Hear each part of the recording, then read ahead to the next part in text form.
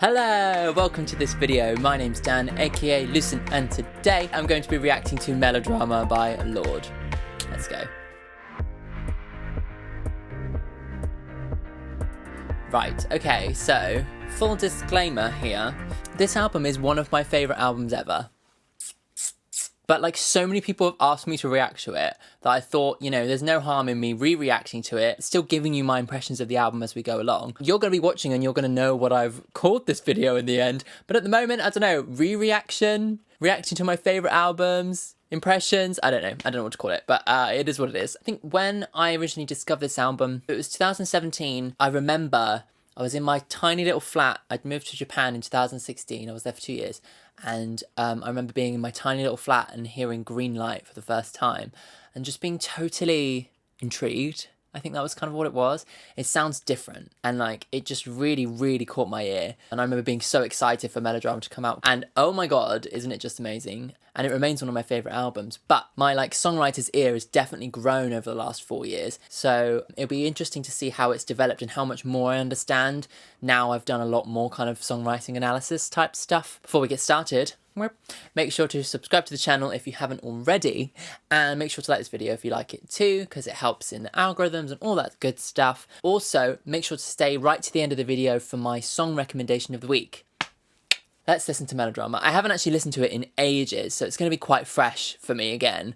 Oh, I'm excited.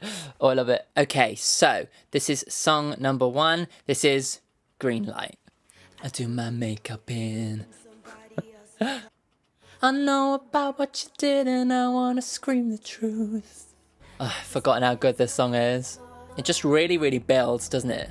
And here it is. And it changes, it feels like it changes key. I don't know whether it's Mixolydian or something. I think that might be that. And it just like breaks into this, almost like a different song. And it's so euphoric. Ugh. It's almost like she's kind of gone out out to the club, out into the city, and she's kind of reflecting on this relationship that she's had with this person, with these rumours that are broken up and ruined everything between them, and she's just waiting for that green light that's going to set her free, you know? Oh, I love it. These brand new sounds are in my mind and they're telling me that I need to move on, but I keep on seeing you. I can't get past this. I need to go back and get my things, and I need to let go. I need that green light to let me go. For it, that green light, I want it. Come get my things and just let go. This is just such a good song, I can't cope. That green light, I want it. Man, it's just like such a well-crafted song, I think. Because like it starts off very sparse and almost kind of sinister, and I think like lyrically about these rumors getting out and ruining the relationship, are they going to come back and bite you? It's kind of sinister, but then it just switches and it starts to build this tension. But I hear sounds in my mind. It's almost like these little moments of freedom that are beckoning me. It's like the green light is beckoning me forward, and it just like builds this tension, builds and builds with that piano, and then it just erupts into this massive chorus. It's so euphoric, and honestly, like this song in particular was such an inspiration to me writing my album. So if you don't know, I wrote an album whilst I was living in Japan. I wrote a full album about my experiences there. If you want to check it out, I'll leave the link in the description and I'll put it in a comment or whatever. And like so much of this album, and particularly Green Light, just inspired so much in terms of my own songwriting about like the euphoric feelings I felt about moving to Tokyo. So if you want to check that out, make sure to click on the link. I hadn't ever heard anything like it, but it still hits me, you know? It's amazing. Right, okay, let's go on to song number 2. This is Sober. What will we do when we're sober? I spend my life, I spend my life gone, played it so nonchalant. It's time we dance with the truth. Oh, I forgot how good this song is. Hey, but what will we do when we're sober?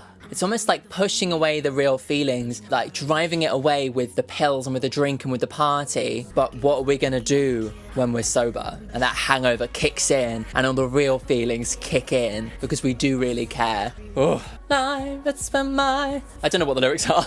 Let's do it so many times and yet I still really shit with lyrics. Check and joke up, top and possessive and naked dark. It's such a good moment. This whole album, and particularly this song, is full of these kind of little embellishments. The song evolves and develops the whole way through and has these little moments where they take the music away or where they build up big moments. It's kind of like patchwork. It's really, really, really, really cool. It's so brave, this album, isn't it? Like, to just go into the middle 8 and just get rid of everything but voice and drum. It's really so good. You'll be dancing with us, dancing with us. And there's so much of this really close, intimate vocal that Billie Eilish really plays on later on, after this, obviously. Oh, I love this album. Oh, I didn't even mention. Hello. As you can see, I've got it on the wall behind me. I love it. Oh my god, Sober. I forget how good that song is, and actually, like, I think now that my tastes have developed over the last few years, I think that song hits me slightly differently. I think maybe I relate to it more, but then there's also a sense of, like, I enjoy slightly weirder songs now, whereas I used to be a little bit put off by weirder songs. Now I'm more comfortable with the weirdness, clearly. Just like the storytelling of that song, she manages to tell us that she's at a party, but also like this really in-depth personal story about her kind of drinking away the problems and not actually facing the real problems, and kind of having this daunting feeling of like, what's going to happen when we're sober, and suddenly the real feelings are going to kick in and we're going to be hungover, but also emotionally hungover. It's all going to hit in at once. It's just amazing. Amazing. Amazing. Amazing. I just love it. Let's go on to song number 3. This is Homemade Dynamite. Ooh, behave abnormally. Yeah, awesome, right? So she's flirting, right? Blowing shit up with homemade dynamite. So good. The like sonically, it's so interesting, you know?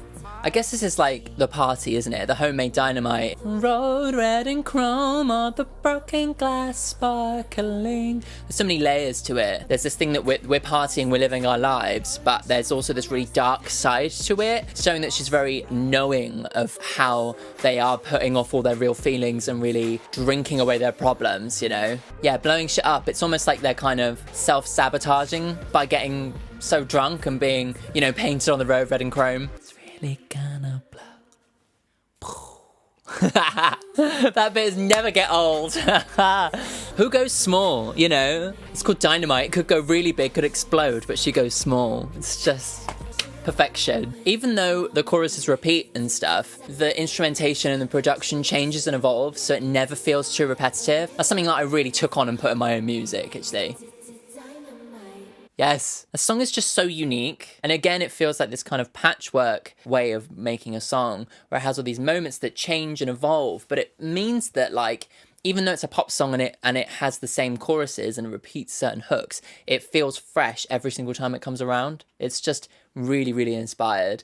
And this is another Jack Antonoff thing, isn't it? And I must say that, like, Lorde has that verve and that really unique kind of artistic edge, but Jack Antonoff knows how to take that and really produce a song that really enhances it and takes the artist to the pinnacle of what they can achieve. And I think that is what makes a really good collaborator, a really good songwriter, a really good producer. My dream job is to be Jack Antonoff, you know? Okay, so let's go on to the next song. This is the Louvre, right down the back, but it's still the Louvre. Underneath the tongue, our days and nights are perfumed with obsession. So this is like a kind of crazy young romance, isn't it? And kind of comparing it to like art, you know? It's kind of the beauty of young love and getting caught up in the whirlwind of young romance, you know? Broadcast the boom, boom, boom. Oh, the boom, I know. I've never thought that before. The boom, boom, boom that she's broadcasting could be like the boom of her heart, you know? It's that feeling of like just being so in love, like crazy in love with somebody that you just want to broadcast it everywhere. Everyone else around is in your movie, you know? Make them all dance to it, you know? It's such a unique hook, isn't it? Down the back. But who cares? Still the Louvre. I love that so much.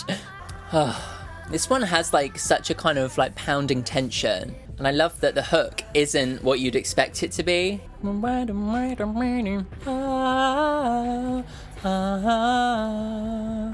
then it like The song then evolves again. Yeah, it's so brilliant in its like songwriting in the way that it just manages to stay really interesting throughout the length of each song, you know? I feel like this is like one of those albums, and this is one of those songs that just has like such a rich texture of sonic elements. It's almost like pads and synths that kind of sound like phone dial-ups, but they're kind of all like merged together to kind of create this sonic landscape that is just so engrossing. It's just so inspiring, this whole album. It's just so unique, like lyrically, but then like production wise and music wise, it kind of like lifts that up and it like frames it and it's just perfection. So let's go on to song number 5. This is Liability. This is like Pachelbel's Canon, isn't it? I love how closely it's recorded. It's so intimate. Says it was poison. So this is like the moment of kind of self-doubt and thinking, oh, I'm so crazy. And like other people getting caught up in that. You're a liability. Sad, isn't it? Oh, this lie is just heartbreaking, isn't it? I must say, I do relate to her, you know? Because sometimes you can be a bit manic and it ends up pushing people away. Better on my own. She's capturing a moment of real self-doubt. Watch me disappear into the sun. It really is so sad, isn't it? Yeah. She kind of talks of this feeling of being like, you know, the toy that people enjoy until all the tricks don't work anymore. It's like they love her for her energy and her craziness when it benefits them. But then as soon as the party's over, they're gone. They leave her alone. Although there's still an element of self-love in there, she feels like she's worthless in other people's eyes and that she's not worth putting in the time because her personality is just too wild to tame. And it's just so heartbreaking. And I can admit that I've felt that way at times too, you know? I think I felt this way a lot when I was younger, but now I've kind of become more confident in my own quirks and things because I've realised that actually there are people who really appreciate those things, and those are the deep friendships you find when you get a little bit older. I think that's what she's kind of missing is the depth of friendships. All those people who are surface level friends that she meets at the party, they all go because they can't handle her when she's a bit weird. But I hope that in the next album, she is like, I found all those people now, you know. Speaking of a next album, where is it, Lorde? Please. Lorde with an E. It's been this is almost 4 years now, though she did revive her Onion Rings account recently, just saying. Right, okay, let's go on to number 6. This is Hard Feelings / Loveless. Oh, yeah. Oh, I love this. It's almost like that warm, quiet feeling, the calm before the storm, you know? I just love this intimacy that they create in the sonic landscape here. Hard feelings of love. It's like hard to come to terms with the fact that they have to break up. Oh, I love this song. I love this song. So maybe this is a little bit later. Maybe she's thinking back, but she hasn't quite let go of it. The endless Sunday afternoon, yeah. So good. It's so clever. It kind of undermines what you think's gonna happen. Like sonically, again, like so unique. Like the production is so unexpected. Like sounds that you don't expect to hear, but all like meshed together to create this like such a unique and specific feeling. Till I don't need fantasy, till I feel you leave. Yeah, so she's trying to get rid of the hard feelings, you know. They're hard feelings because it's difficult for her to get rid of. Oh, I love this. She's letting go of all the little things, one thing at a time, so she can finally move past this relationship. And I love that it just goes straight into this like completely different song, but it's all the same thing. Da da da da da da da da da. I wonder if this is the other side, maybe after the story, like, or maybe some kind of other side of the story, that maybe that's why they're put together. Guess what? I like that. Maybe it's the truth and what she wants people to think like she's like. I'm gonna be this like person who's gonna mess you up, you know, but on the other side of it is that she can't let go of all the little things, you know, walking around buying groceries and things. Loveless. These songs have really long tails, don't they? That's such an interesting song because they are totally different. To kind of have like this romantic, these hard feelings. I can't forget being sat by you in the car, and I can't forget walking around getting groceries with you, and I'm still hung up on you. I'm still stuck on that endless Sunday afternoon. To this other side, which is loveless. Maybe loveless is what she's trying to portray. It's kind of covering up the feelings, but half feelings are like the real feelings. Maybe that's why they're put together. Half feelings is actually one of my favourite songs on the album. I just love the kind of beautiful like textures and things in the background, especially at the beginning, and it's just so intimate, and like, I don't know, there's something about it that I just absolutely love. Right, let's go on to song number 7. This is Sober 2, Melodrama. Oh yeah, I forgot about this one. I love when an album has like reprises and sequels to songs and things within the album. I think that's just like super cool to kind of draw out this kind of long story that goes throughout, you know. But who am I? Yeah. I think Sober, the first one is like kind of saying, you know, what's going to happen when we're sober, and Sober 2 is when it actually happens. And I feel like in essence this is the center of the album kind of emotionally. Yeah, it's like thinking back at like the drama of the party and kind of the darkness that she feels afterwards. This is the hangover, isn't it? You know. You told me this was melodrama. You wanted something that we offer. I wonder what that line's about. Let me know what your interpretations are in the comments.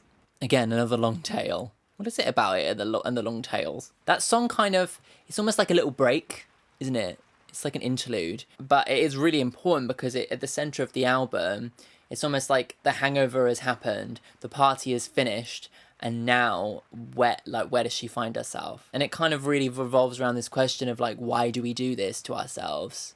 It's really dark, you know, in that kind of assessment. Let's go to song number 8.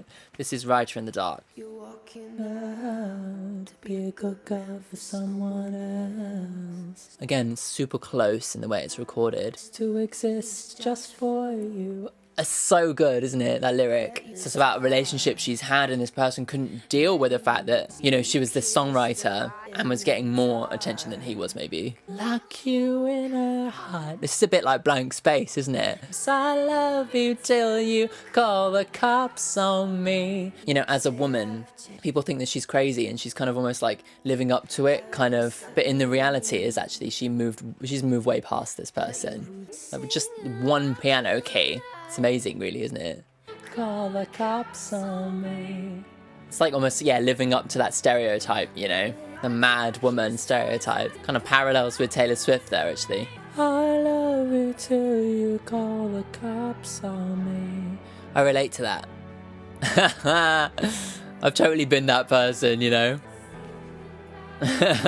Yeah, I really like that song. I love how she kind of writes in a way that kind of lives up to this kind of mad woman kind of stereotype. Yeah, it's really cool, and it kind of is a bit tongue-in-cheek. I'm guessing she's talking all about the same guy, kind of looking back at her relationship with him in the back half of this album. This whole album is kind of the party, isn't it? And maybe like after the party she really starts to contemplate her relationship with this person, and at this moment she kind of starts to criticize him rather than criticize herself. I think that's quite an important movement, especially like coming from Liability, where she sees herself as the liability. Now she kind of has that kind of tongue-in-cheek confidence. Like as a progression, it's really, really good. So next is Supercut, song number 9. So back in the day, this was my favourite one on the album. I think it just has like a real moment of realisation. I wonder if it's still kind of aged that well, because my tastes have definitely changed. So yeah, let's go for it. I play a supercut of us. Oh, I love this song. When she like looks back at her relationship, she's realised that she cuts out all the bad times. But when I reach for you, it's just a supercut. This is like maybe the moment they broke up, but when she remembers back, she can only remember the good stuff. And I think that there's a level of understanding in that, you know? Supercut of us. I think that that realisation is really healing.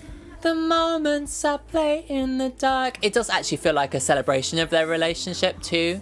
Looking back on it fondly, which I think is an important step. Yeah, I think it signifies that she's moved on. I think that's probably why it spoke to me so much, because it's like a euphoric feeling of moving on. When you call, I forgive and I fight. I love this moment. It feels like it's recorded like in a room, almost like a demo, but they've used the original demo to kind of take it to a different place. It's so cool. So cool. Tension building. Ready? Focus in my head. Oh, so good. Come home to my heart. Do, do, do, do, do, do, do. Oh, this one has a really long tail as well. I wonder what that is, you know, the... Sounds like a voice, but like EQ'd. So it's just like one frequency band, because there's elements of vocal to it. Maybe there's like a secret lyric in there.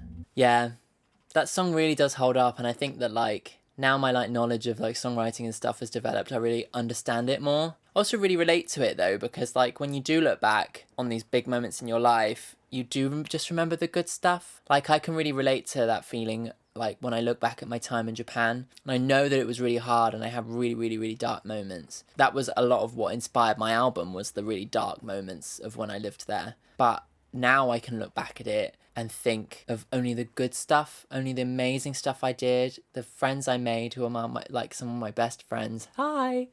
Including my Swiftie bestie.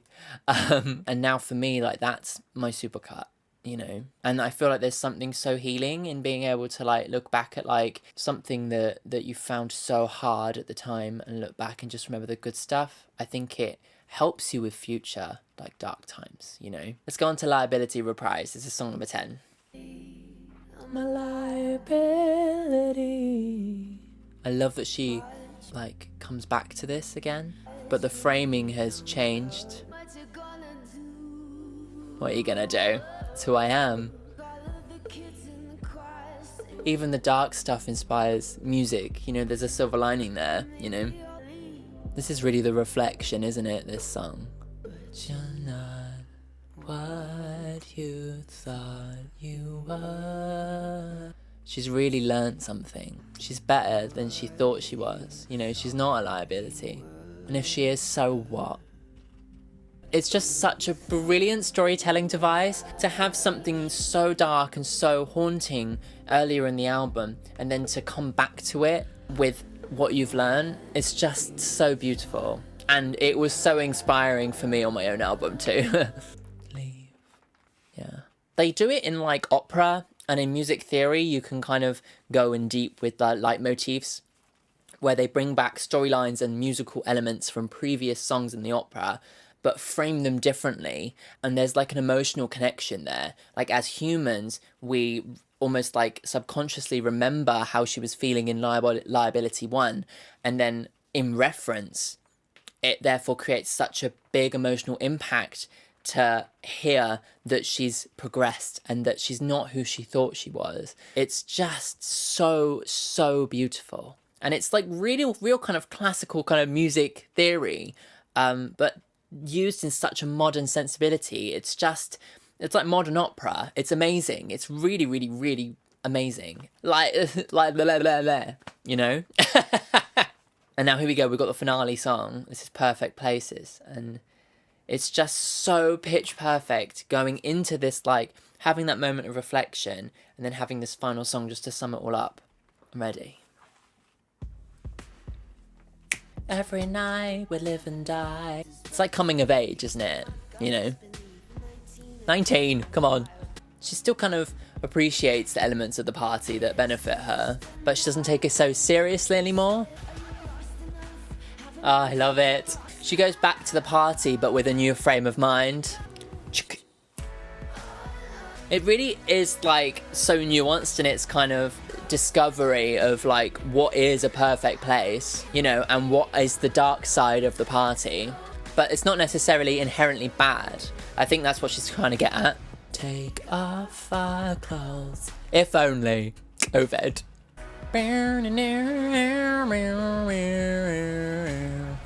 I love how this finale, it feels like a finale, you know? It's reflective. It feels like she's learned something. Like what even are perfect places, you know? What is perfection? There isn't, it's not a real thing.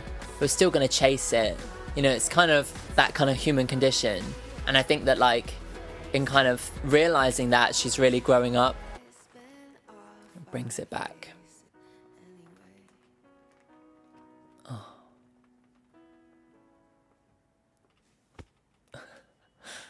I don't know about perfect places, but I do know about perfect ending.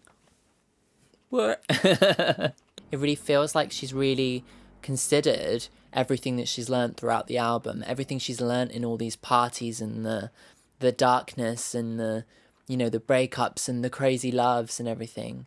I think she's learned that there isn't an answer. And I think that is the center of what it means to grow up, that you're constantly chasing happiness and you're constantly chasing these perfect places. But, you know, what even is a perfect place? It doesn't exist, you know, and there's real power in that realization, I think. And I don't think that's something I realized when I first listened to this. It was an album that inspired me and really drove me forward creatively in a time that was so hard. You know, it inspired me to turn that difficulty into music. I can find a silver lining by writing music. And that's what I learned when I listened to this album and wrote my own album. I'm so glad I re-listened to this album again. Like, I think that, like, it has really evolved in its meaning. I think that I was, you know, 4 years ago, I don't think I necessarily understood the nuances of it. Now it just means so much more. And I love it for that. I love that music can do that. I love that you can listen to something, having listened to it a million times, and for it to still be new to you, it's just amazing, isn't it? Well, let me know what you think of the album. Feel free to gush. I mean, this reaction has just been me gushing for one of my favourite albums, and I'd love for you guys to gush in the comments too. Let's just make this a whole big love-in for Lorde. And fingers crossed that this year is the year we're finally going to get her next album. I haven't actually listened to Pure Heroine, so I might make that on my list of reactions to do. Okay, for my song of the week this week, I think it's about time that I chose a Lady Gaga song. It's been long enough that I've been doing song of the week and I haven't chosen one. So this is, from Joanne. That was, I mean, I looked behind me and thought, I'll do one from Joanne. Well, like, there's so many songs on Joanne that I really love. But for me, one that not many people might have heard, other than her fans, is the title song, Joanne. She wrote it for her father's sister who died when she was young with a rare condition. She almost wrote it as like a healing song for her family. And it's just this beautiful, simple, guitar-led piece that is really intimate and something that you wouldn't expect from Lady Gaga, but it's just so beautiful. I encourage everybody to listen to that song if you're even a passing Lady Gaga fan. I'll leave the link in the description. Cool, thank you so much for tuning in to the end. Yeah, I'll see you again next Friday for another video. See ya, bye.